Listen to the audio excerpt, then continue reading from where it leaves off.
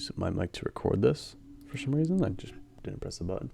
So this is Jewel, or not Jewel, 1 Harmony, short position on it, and I am reviewing it so that I can learn. So taking it back, we had this sort of reversal area, and move these. Reversal area right here a couple times. You could see right here again it rejected off it, so we definitely have a large order block, bearish order block here, coming off of it. So with that being said, we're going to assume that that's going to happen again if it gets up this area. And then what we also did is we also marked out this demand zone down below. So we kind of have our little range that we're playing within, and with that being said, we can now look to see if we get a reaction off this reversal supply area, and if so, then we can target this demand area down below. So now that we got that, we could zoom into a lower time frame.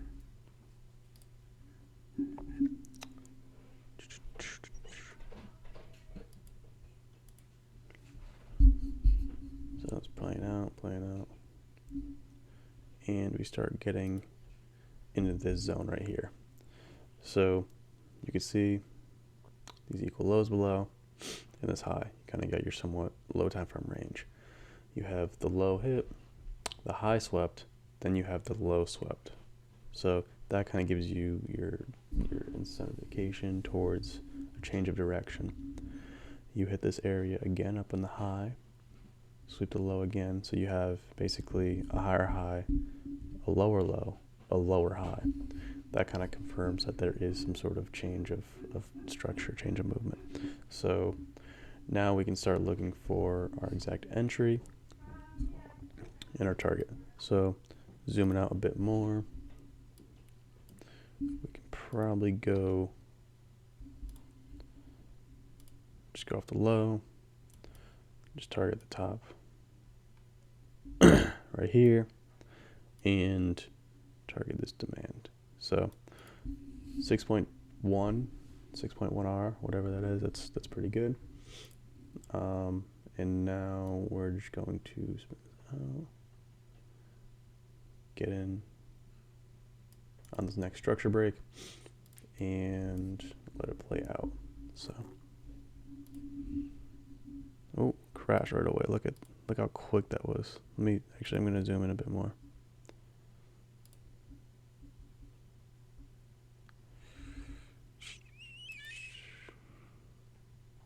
Zoom back here.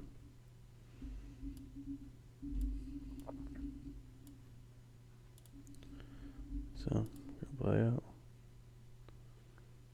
Hits right there, spikes right into that demand zone.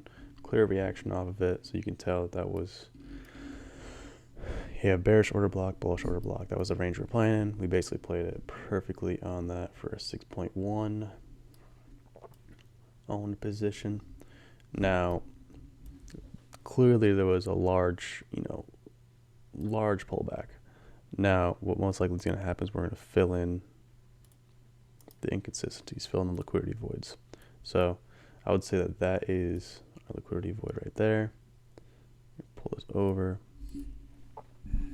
So we got 6.1 R. Now let's see if maybe we can get back and have reaction into this zone. So what you would see is right here being a mitigation block. So a bit more. So you have the mitigation block, and down here you definitely have a reaction, definitely having a buildup of orders. So if we do get this liquidity void filled in and hit it back up here, we could probably short again. Okay, so we had nice price action here. We're hitting here, rejecting off this mitigation block. So that being said, if we were to short here, what would we target? So you can see right here, we had some bullish order blocks. So we're going to mark this out. Demand zone. So if we were to short, we would probably go here, target the same area that's being defended, and go right to here. So we would have a 4R which is pretty good. So let's play this out.